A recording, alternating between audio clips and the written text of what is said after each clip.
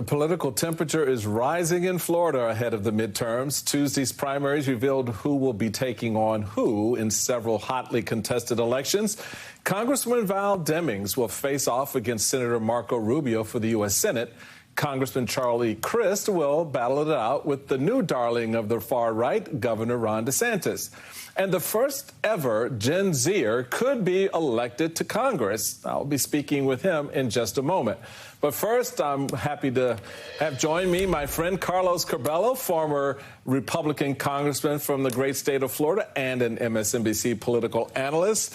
So who better to sort of digest the sometimes undigestible Florida politics? None other than you, my friend. Let's break down some of these upcoming races. Shortly before Val Demings won the primary, a Florida University poll had her beating Marco Rubio 48 to 44%. So what do you think is driving that lead? And do you think she has a shot at winning? And does it translate into other races potentially for Democrats? Well, Michael, good morning. I think the first thing we have to do is kind of state the obvious, right? Democrats have structural disadvantages in the state of Florida. Florida is a state that has been purple for a long time, but there's a lot of evidence that it's becoming pink. Republicans now have a voter registration advantage over Democrats in the state for the first time ever. So it's pretty significant headwinds in Florida. However, in recent months, there has been this resurgence by Democrats all over the country, but even in Florida. And ever since the Roe versus Wade ruling, there's just been this new energy on the left, and Val Demings has been a beneficiary of that. So she's counting on being able to excite that Democratic base in Florida, which is so critical, especially now that Democrats are at a disadvantage when it comes to voter registration. And she's going to have to continue raising a lot of money, which she's done, to be able to hurt Rubio and attack Rubio's image. It'll be an uphill climb, but the Rubio campaign, Michael, is taking this challenge very seriously. Yeah, it's an interesting aspect of the race, for sure. And you see the sort of dynamics sort of rolling across some of the other races. For example, DeSantis has been running on what he calls the anti-woke education, right? And his opponent, Congressman Crist, just picked a teacher as his running mate. So education clearly going to be and is a charged issue, not just in Florida, but across the country. So could November's results provide us more clarity into what voters actually think about this sort of anti-CRT crusade that we see happening? Yeah, Michael, education is going to continue being on the ballot. We even saw that in Florida in these recent primaries where Governor DeSantis and his lieutenant governor, Jeanette Nunez, supported candidates for school board all over the state. It's the first time, really, that a governor of any party gets so involved in what are nonpartisan races. But education is going to continue being a hot-button issue. And Democrats are hoping to get on offense on that issue. For a long time, they've been on defense. We know that in Virginia, that was a big part of the result there that propelled Glenn Youngkin to victory. So we'll see how it plays out in Florida. And by the way, Michael, something else you mentioned, Charlie Crist chose a teacher as his running mate, not just a teacher, a Latina teacher. Democrats know that they have to do better with Hispanics in Florida if they're going to be competitive in the state. And certainly Charlie Crist's decision to choose a teacher who is a Hispanic woman, Carla Hernandez-Matz, is evidence that Democrats are taking this challenge that they've had with Hispanic voters in recent election cycles seriously.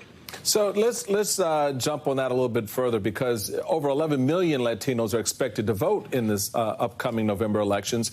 And Latinos have become a key voting bloc in Florida, as recent polling shows some of their top issues, such as inflation, crime, jobs, health care, and abortion. Do you think candidates on both sides are doing a good enough job communicating those issues to Latinos across Florida?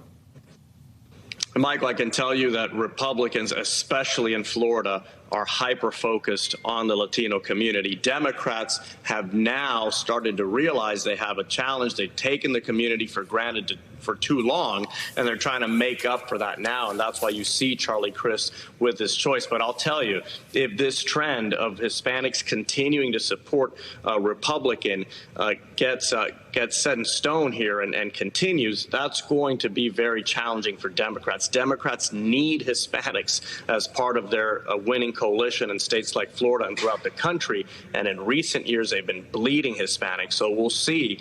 This is really the first election cycle now where it seems like Democrats understand they have a problem and are actually trying to do something about it.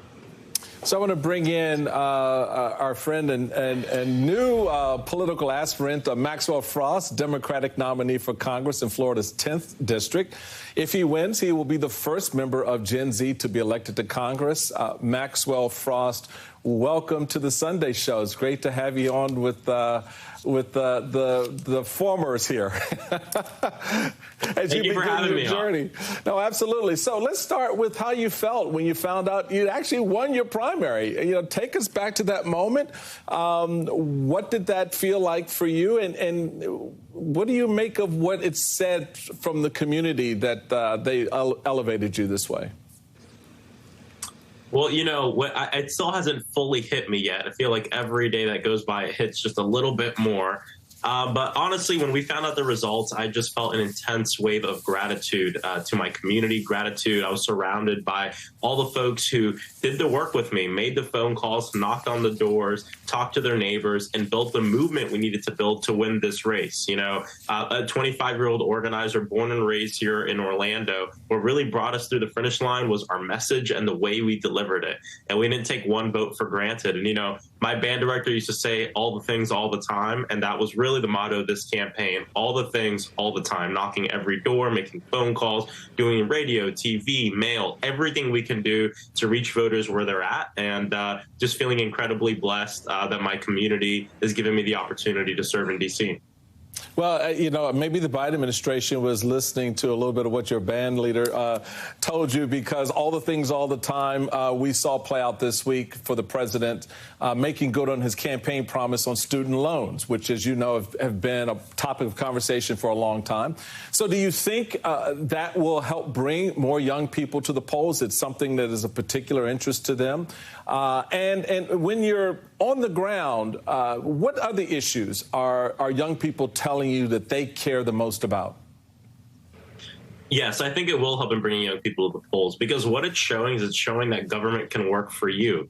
And I think, you know, part of the reason there's so much voter apathy is because for generations, not just young people, but for generations, we have been lied to by politicians telling us, vote for me and this will happen almost immediately, and it almost never does. And so I think part of it's being truthful with voters about the fight and the long-term goals that we have. But the other thing is reaching voters where they're at and showing them that government works for them as far as the Inflation Reduction Act is concerned, taking bold action on climate change, canceling some of the student debt, which is very important. It's going to help people, and not just young people. You know, when we think about college, we think about young folks, but there are people, older folks as well, who also hold crushing student debt. And so it's going to be really important. And when it comes to issues young people care about, I honestly always say young people care about the same things everyone else cares about. We want to be able to just live our lives, have the resources we need, not fear gun violence, have bodily autonomy. And the difference is that we see these issues just through a different perspective and a different lens. And so that means, you know, ensuring that we protect the right to abortion. That means that we're ending gun violence. That means that we're taking bold steps to protect our planet. So, Carlos, I remember when you were one of our young guns on the Republican side, you served in Congress. What's your reaction to Maxwell's primary win, and what advice would you give him if he gets elected? Well, he's got to sprint now to the general election. That's the challenge in Florida with having late primaries. You have very little time to recover and pivot to a general election. And I would just advise him, Florida, even though it's turning from purple to pink, it's still a state with a lot of centrist voters, swing voters who will actually vote for the best candidate. And too many times, Michael, people in both parties these days forget those centrist swing voters and only try to appeal to the base. But Florida's a good state to really try to build a coalition of voters, Democrats, Independents, Republicans, to try to win. That was always, that's what worked out for me most of the time. So that's the best advice I can offer to any candidate. All right. Well, so Carlos and Maxwell are sticking around because next we're going to talk about President Biden on the campaign trail and his tough new message from MAGA Republicans. Much more of the Sunday show lies ahead.